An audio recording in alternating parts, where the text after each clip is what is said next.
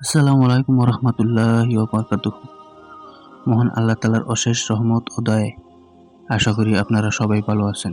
প্রিয় দর্শক, কিয়ামতের দিন প্রথম যাকে কাপড় পরানো হবে, কিয়ামত হবে ভয়াবহ।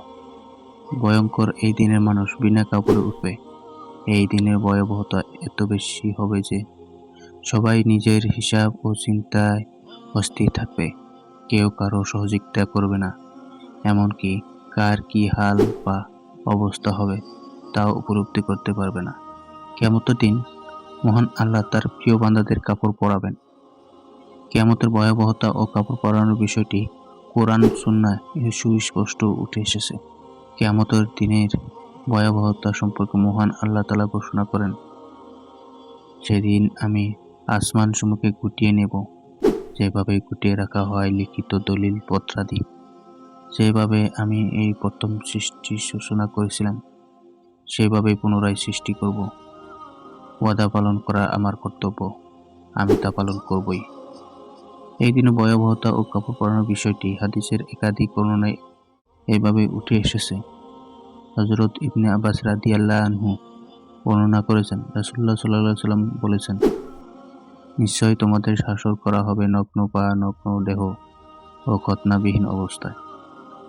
আয়াতে এসেছে, অর্থাৎ যেভাবে আমি প্রথমবার সৃষ্টি করেছিলাম, সেভাবে আবার সৃষ্টি করব। আর কিয়ামতের দিন সর্বপ্রথম ইব্রাহিম আলাইহিস সালামকে পোশাক পরানো হবে।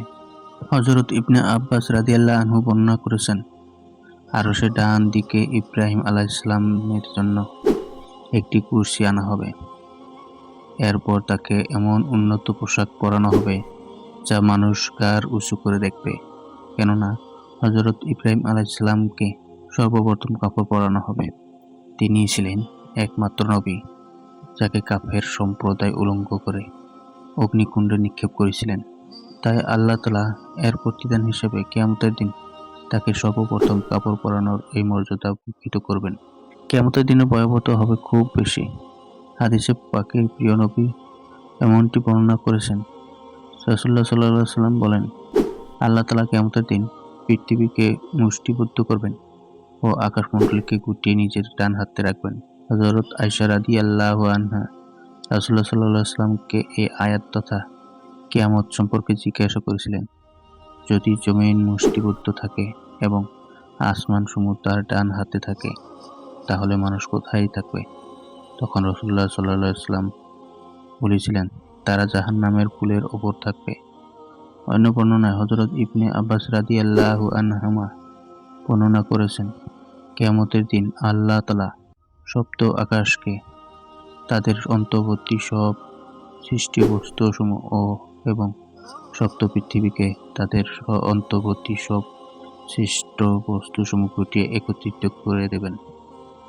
এগুলো মিলে আল্লাহ তাআলার কাছে শস্যের একটি দানার পরিমাণ হবে।